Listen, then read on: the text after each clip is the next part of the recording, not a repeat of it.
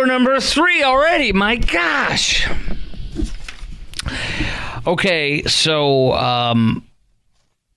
it's amazing they're trying to ban tackle football for people under 12 in California. I really hope that, and you can tell me if you support banning tackle football for kids under 12, and would you let your young man or young lady under 12 play tackle football, or even after 12?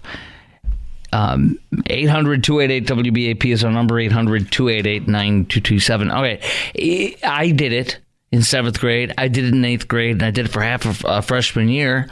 I remember purposely the star on our team, who ended up playing in high school and was just a big dude and kicked butt and took names. One time, I remember this, I purposely said, I'm going to hit that guy really, really, really hard, and I nailed him.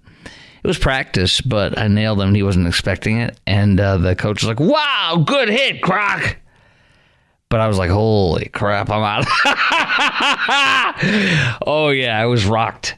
But I did it. And I'm like, okay, I did it. I'm not doing that again. You know. This is so stupid. Here's Brett Favre in his interview on NBC about this. Now, you don't have sons, but I didn't know you had 3 grandsons. I can't believe that. But what would you say to them? You know, I know they're younger, but about waiting to be 14 and encouraging parents to as well. Well, they're 11, 7, and 4. And have not mentioned playing football at all. I am not going to mention it as well. If they choose to play, I will support them, but I'm not going to encourage them in any way to play. And I think that surprises a lot of people, but I'm just fearful of what concussions can do. And it only takes one.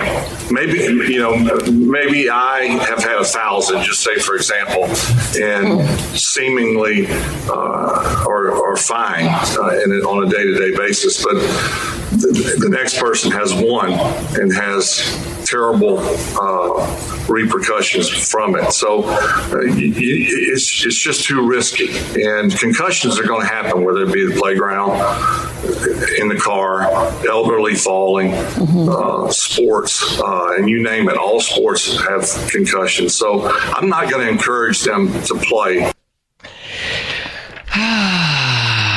Well, I mean, at least he's saying he wouldn't stop them, but he wouldn't want them to, whatever. But let's get out of here, dude. I know he means well, but no, dude. No thanks. Hard pass. I think you let your kid do what they like to, unless they're trying to mainline drugs or something like that. This is not that. This is not Russian roulette. No way, no how. And the idea that anybody's going to play on the level of Brett Favre is ridiculous. And I think if your kid's going to play in...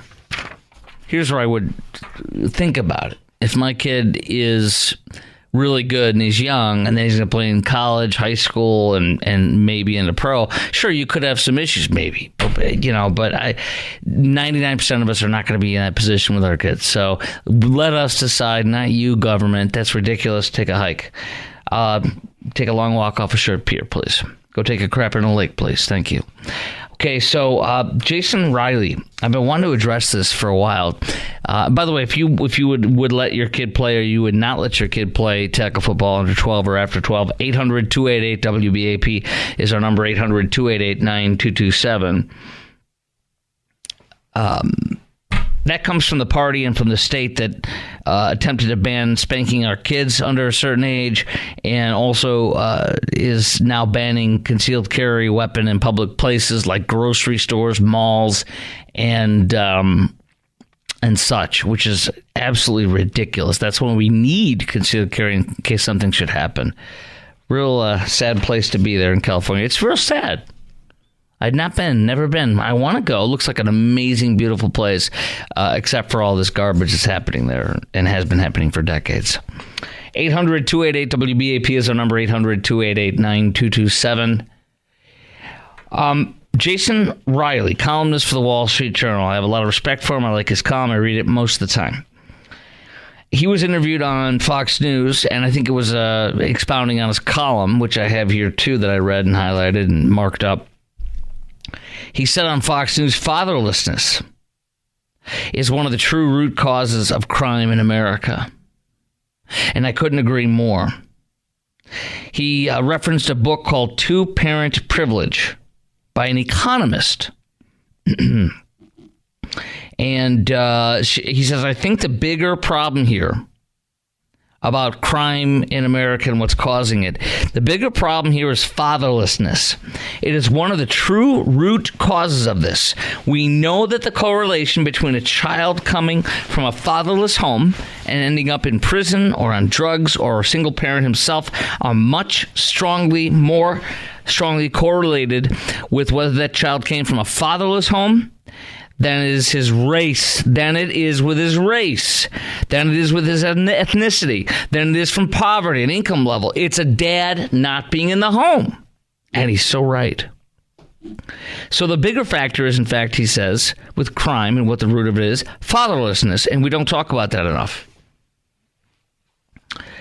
The best way, he says, to avoid poverty is to finish high school, get a job, and wait till you're married to have children. A to the men. I've got more on this that I want to get to, and I want to ask you about, do you agree with him, Wall Street Journal columnist Jason Riley, that fatherlessness is the true root of crime? And why do you think he's right or wrong in this? I got so much more on that, but our number is 800-288-WBAP, 800-288-9227. Now let's talk to Pete in Carrollton about football. Hey, Pete, you're on News Talk 820 WBAP and 93.3 FM, Chris Krok program. Hey, Chris, thanks. Thanks for having me on. Welcome, brother.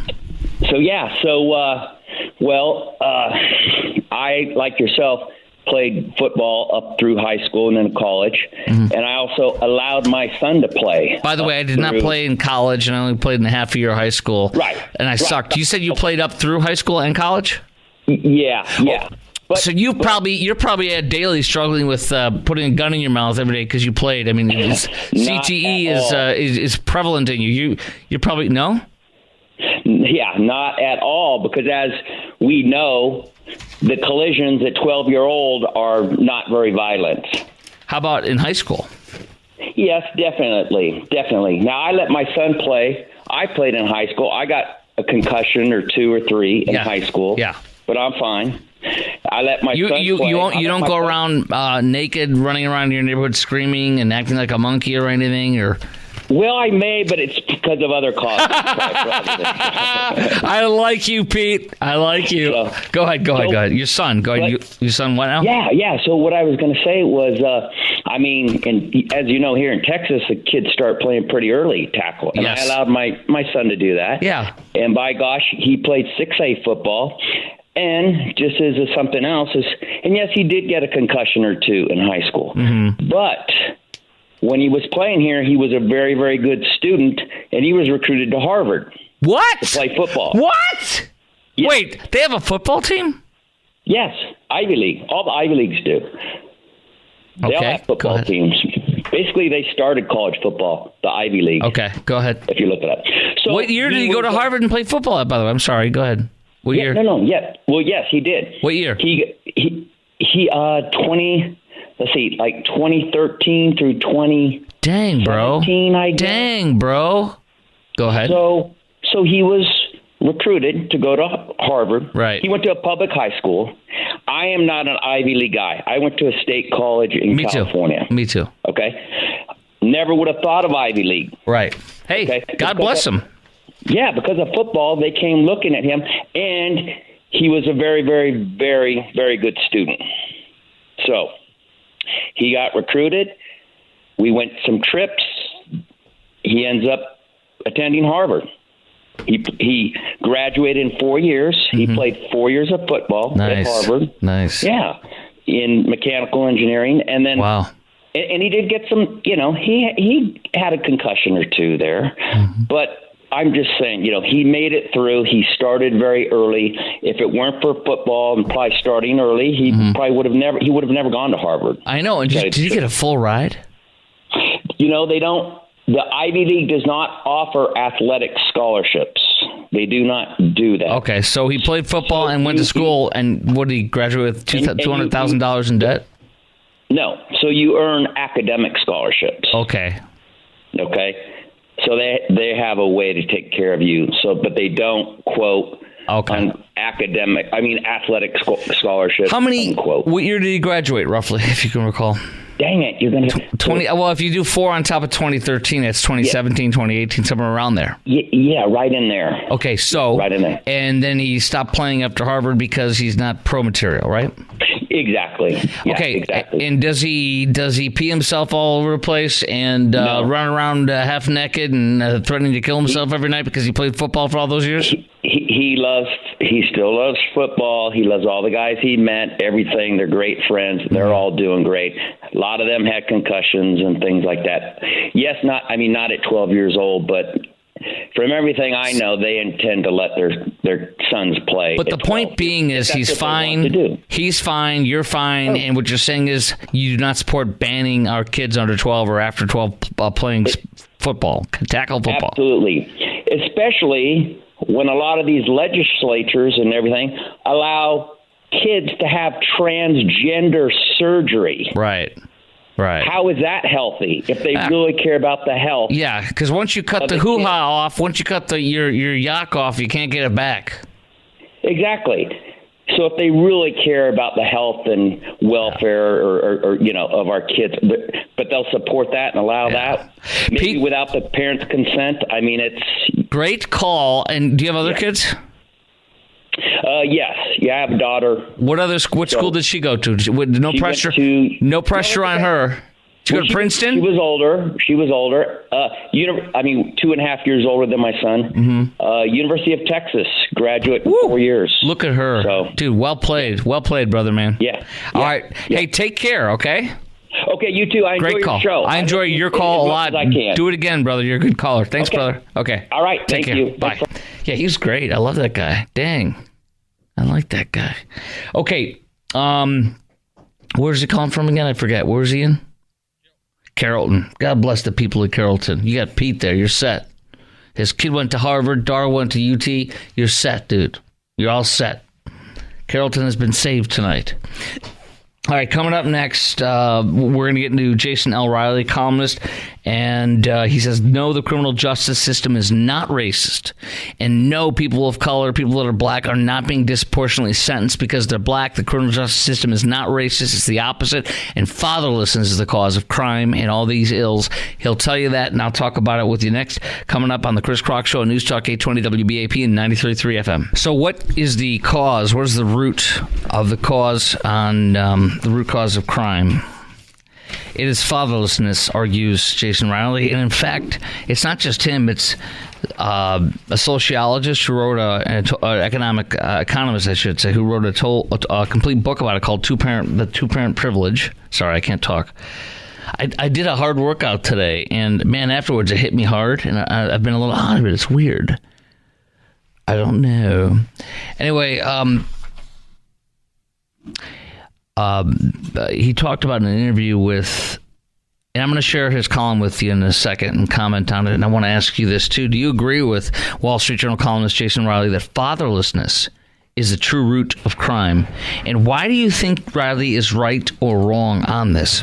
800-288-WBAP is our number, 800-288-9227. To me, it is absolutely unequivocal that not having a daddy in the household is exactly the root of most crime, period, in America.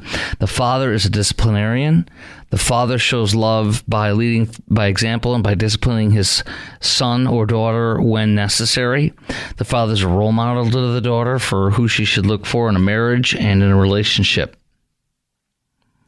And when you have a two-parent household, you have two people helping. You have a man leading the house as an equal with the wife, but nonetheless, a man leads the house. And then you have that discipline, that love, that support, and those boundaries. Fatherlessness has destroyed our country to the point where It's just unbelievable how bad it is and how bad it has. 800-288-WBAP is our number, 800-288-9227. In New York City, some years back, Riley said on an interview on Fox News, they were putting up billboards under Mayor Bloomberg on subways, trains, buses, and so forth. He got a lot of pushback from liberals who say this is victimizing teen moms, blaming them for their circumstances. He says, we don't want to do that. It's not about that. But we all know heroic single parents. We do, and I do too. In my family, some of us are related to them. Even they do a great job, he says, but we know that I can't say statistics. Statistics tell us they have their work cut out. It's a harder way to go, and our goal here is to encourage kids to make the right decisions, which is to not have kids out of wedlock, to not lay down with somebody you're not going to marry. Don't give away the jewels, because once you give away the jewels, there's no reason to get married when a man can have everything with you and not have to have any commitment. Here's the column, though, that was real convincing and wonderful to me, and I really did mark it up. He talks about St. George Floyd, blessed be his name. Remember St. George Floyd, the guy who died from a drug overdose while in the custody of Minneapolis police? 2 Stetson University sociologists, he says, Riley writes in his column, analyzed 51 studies on sentencing disparities, for criminal sentencing, 51 studies on sentencing disparities that were published between 2005 and 2022. They conclude that overrepresentation among perpetrators of crime explains incarceration disparities to a greater degree than does racism in the criminal justice system. In other words, Riley writes, blacks are incarcerated at higher rates than other groups because they commit crimes at higher rates, not due to systemic bias. And Riley's black, lest you think this is some racial thing.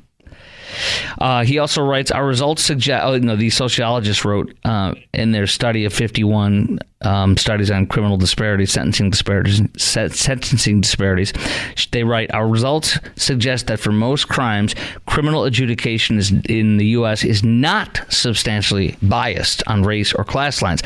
Overall perceptions of bias in the U.S. criminal adjudications do not seem proportionate to the available evidence. In other words, there's no. What is the fake lies they tell about our they say our it's what do they call it? What do they call it? Institutional racism? What do they call it? Structural racism? What do they call it? What is that? Anyway, structural racism or whatever they call it. The woke leftist, socialist, Marxist, Black Lives Matter, godless Black Lives Matter activists. It's all a lie. All a lie. I've got more I want to share with you because he cites a 2016 Harvard economist and a few other things. Michigan State and University of Maryland published findings as well that back all this up. I'll share it with you. Oh, and he goes back to the 40s and 50s where blacks were poorer than they are today. It's not poverty because the crime stuff was not happening then. What was the difference then and now? A daddy in the home. All that next. Chris Krok Show, News Talk 820 WBAP. A little bit more. Jason Riley, the New York Times, Wall Street Journal columnist, laying out why the criminal justice system is not racist. And he says that the statistics and all the studies I've been sharing with you from his column show, including a study analyzing 51 studies on sentencing disparities between 2005 and 2022, show that there's no disparity among blacks incarcerated. The only reason why, as Jason Riley says, blacks are incarcerated at higher rates than the other groups is because they commit crimes at higher rates, not due to systemic violence.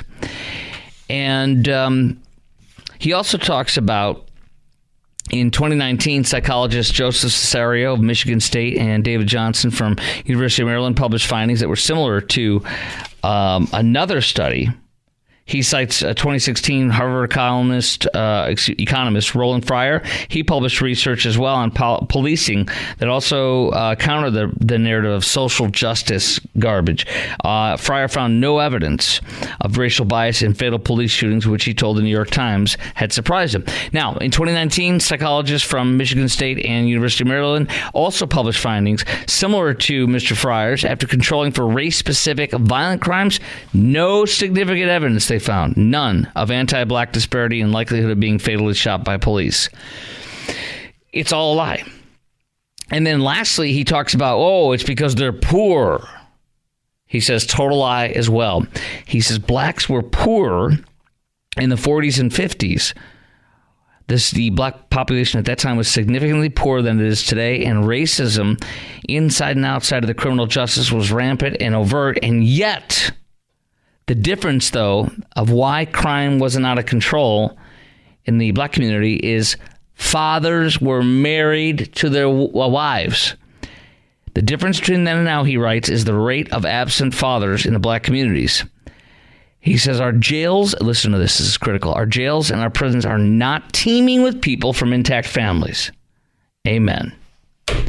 Enough said on that. Appreciate Mr. Riley. And I agree with him that fatherlessness is the true root of crime. And there's no disparity in sentencing, incarceration, or police shootings between people who are black and not black. Period. 8 of the men on that. Okay, buying home and auto insurance, Wall Street Journal says, is becoming impossible. Buying home and auto insurance is becoming impossible. And I've got to ask you before we get into this, how bad are the choices out there for your home and auto insurance from what you've seen, and how bad are the rates now? I'm sure you've done what I've done.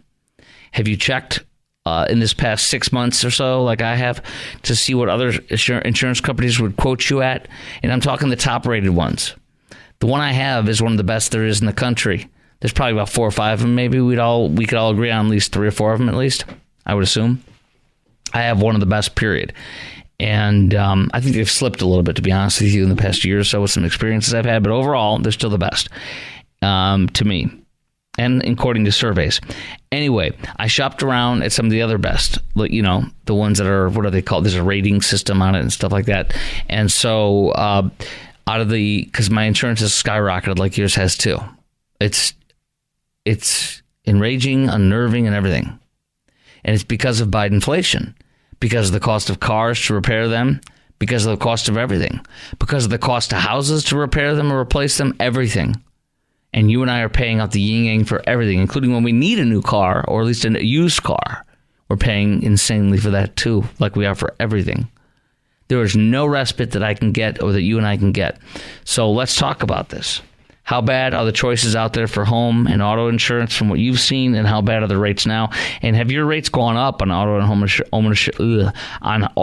home ownership lately? If so, how much? 800-288-WBAP is our number, 800-288-9227. Dude, I got walloped in the past year or so, and it wasn't for any incidents that happened on my policy. It was because of inflation, Bidenomics. And so I called around to those other, I was going to call 4. I ended up calling 3, and I'm kind of just done, because all 3 of them are either more. There was actually 2 of them were more. So I'm like, no way in HE double hockey sticks am I going with you. You're more. And I just don't know if you're going to be as good as mine. So why would I leave mine when I know it's good? And I've been with it for like 27 years, which is crazy. My dad way back when said, you got to do it, you got to do it, you got to do it. And because he was with him, and you have to have a parent in that served in the military and such in it to be in the one I'm in. And so I did. I'm like, all right, whatever. Well, years later, you better believe it's the best to me. We had a roof thing happen. Roof had to be replaced. We had a leak in the kitchen that they addressed. We had a plumbing thing under the foundation that had to be addressed. So I can tell you, and car stuff, it's just life. I've told you over the years that some dude hit me pretty bad. At 45, I was at a parked, stoplight, and he slammed into me at 45 miles an hour. And I can tell you, I could still have some issues, here and there with from that, but it is what it is. But so after looking at 3 other ones, I realized that there was only one that was slightly less than mine, and it was within a couple $100 I'm like, I ain't switching for a couple $100, especially if I end up going a year later or 2 years later. Oh my gosh, these guys suck. I never should have left. You know what I mean? No, I ain't leaving for a couple $100 a year. Mm-mm. You know what else I did? And this is another thing you could share on your intel from what you've figured out with your insurance and how to save. I did the pathetic stick a probe in me and track me everywhere I go with the, the app. You know why I did it? You know how we can get these apps with these insurance companies that will, track our driving and stuff like that and give you a discount? I chose to do it. And I know you might be going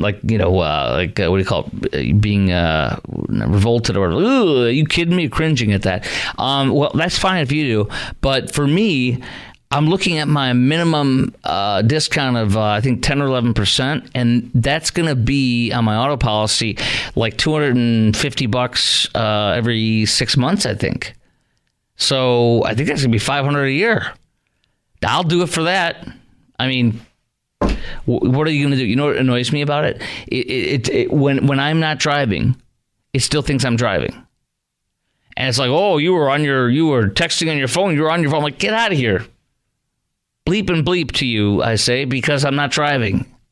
But I can care less. I'm looking at least an 11% discount in a couple months when my policy renews, and I'll be very happy if I can get that, because I will take anything I can do to get it cheaper. This is insane, dude.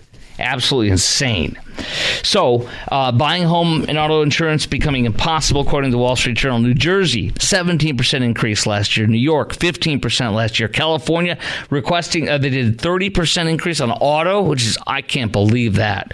And then they're requesting a 40% increase for home insurance, obviously because they won't cull their forest areas, and they have the green stuff that's causing all these wildfires. Many Americans, the journal says, getting insurance for both cars and homes has gone from routine, generally manageable, to do or die that can strain household budgets. 8 of them in on that. All right, I'm going to give you more on this about Florida, what they're doing, and other rates that are jacking up. And Texas is in here too, by the way. In fact, it's a nice chunk that I super highlighted to go over with you. Coming up next about what the Wall Street Journal says about Texas and our increases. And, they're going to go into certain companies here and some nastiness. All that's coming up next. My question is, how bad are the choices out there for home and auto insurance from what you've seen? How bad are the rates now to you?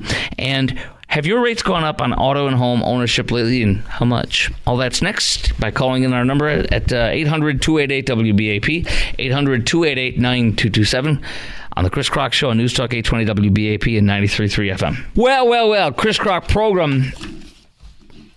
Buying home and auto insurance is becoming impossible, says the Wall Street Journal. How bad are the choices out there for home and auto insurance from what you've seen? How bad are the rates now? And have your rates gone up on auto and home ownership, and how much? 800-288-WBAP is our number, 800-288-9227. Mine went up so much that I decided to check, and the 3 top companies I went with to check, none of them could. One of them slightly beat my rates, but by a couple $100. I'm like, I'm not swapping for a couple $100 for a year. No. So I passed.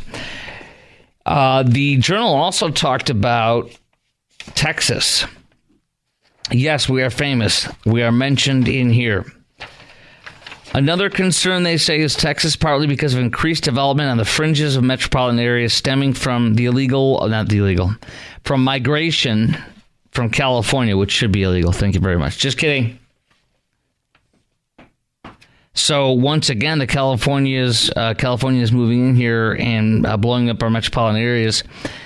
They're absolutely hurting us in our cost of living, with not just in our housing, but in insurance, car insurance.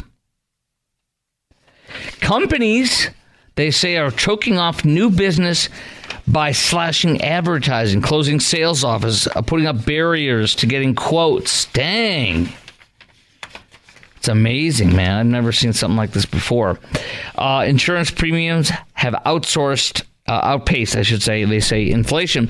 Car insurance rates increased 19% in the previous year, November to November. 6 times the overall rise in consumer prices. Dang.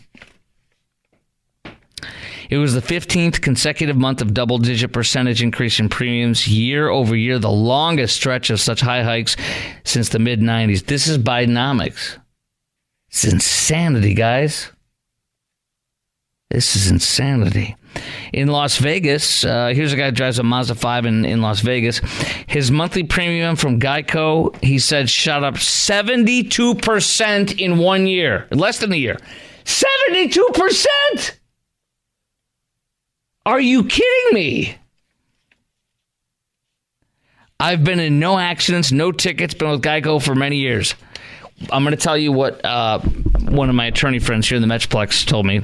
Don't have any loyalty to them. Change your policy every year.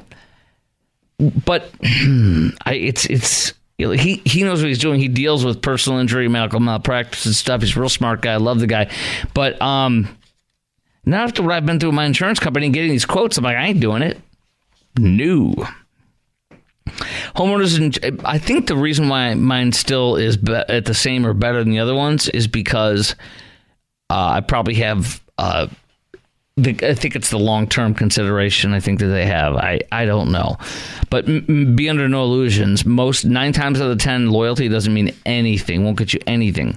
Like the idea that you have the same energy company, don't ever have the same energy company. Year after year. Ever. That means nothing. Unless you want to pay a lot more than I pay for my electrical rates. Speaking of which... we follow each other on Twitter, the Watchdog at Dallas Morning News. He has, you got to search for it a little bit. It's not as easy to find lately as it has been because I sent it to a friend of mine in church. She keeps the same one. I'm like, no. I gave her the link to his story and I told her what the spiel is. No loyalty on that. Every year or two, whenever you change your policy, get a different company, get a better rate. With regard to your electricity provider. Home insurers have faced premium increases, the Journal says, from their own insurers, often known as reinsurers. Reinsurance prices for last year were up 30 to 50%. So, I mean, none of us can afford to live anymore with this stuff. And good thing, though, Joe Biden's telling us that Bidenomics is working. Everything's great. We're almost there, guys. Just keep voting Democrat. It's the worst possible scenario you can think of for consumers, says one insurance agent. There's nothing to offer people seeking new or auto home insurance in California, he says. He's in Los Angeles. That's a godforsaken place. Allstate chief executive on the record told the Journal, we can't afford to use shareholder money to support an underpriced product. In other words, we can't finance this with what's supposed to go to our shareholders. And I understand that. I'm not mad at them. I'm mad at the president and this administration for doing what they've done to our economy. One guy says here, I'm considering foregoing. Oh, look at this in California because you can't afford it. I'm considering foregoing earthquake insurance so I can have fire insurance. When you cannot afford to have your house properly insured, you got a problem. That means you got to get out of that house, move into something more modest, or leave that state. Craziness, guys. Absolute craziness. Here we go. Caffeine experts tips to get a boost without wrecking your sleep. Oh, dude. Here's what they say. Generally, they say healthy adults should not consume more than 400 milligrams of caffeine a day. I don't know what that means. What they're saying is it means 4 8-ounce cups of coffee. I probably do 6 to 8. Is that a problem? Some people comment for years. They still do now, and that's fine if you think that Krok got too much coffee. Tonight I'm slow. Something's going on. I think I worked out too hard earlier this night. But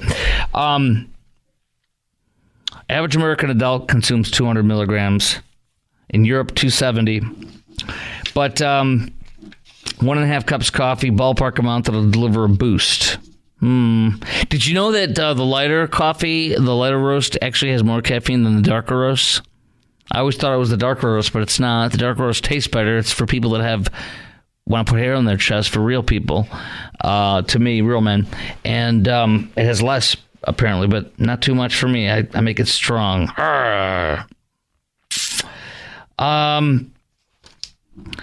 They also talk about the downsides. Main negative is it can disrupt your sleep. Not for me, y'all. Not for me. I have my last cup of coffee or tea with caffeine in it at 9:30 most nights, doing my show. But I don't go to bed till, well after, 1, 2 in the morning. So anyway, I can pretty much shut down most nights without a problem. They talk about energy drinks. No way. Kids under 12 should avoid caffeine. I think I started around 12. Put a little hair on your chest. 12 to 18-year-olds should have no more than 100 milligrams a day. I guess that would be, a cup or two? Anyways, this is getting a little too much. Figure it out. God bless coffee. It's my favorite thing in the world. Used to be smoking, but no more. I quit that about 15 years ago or so.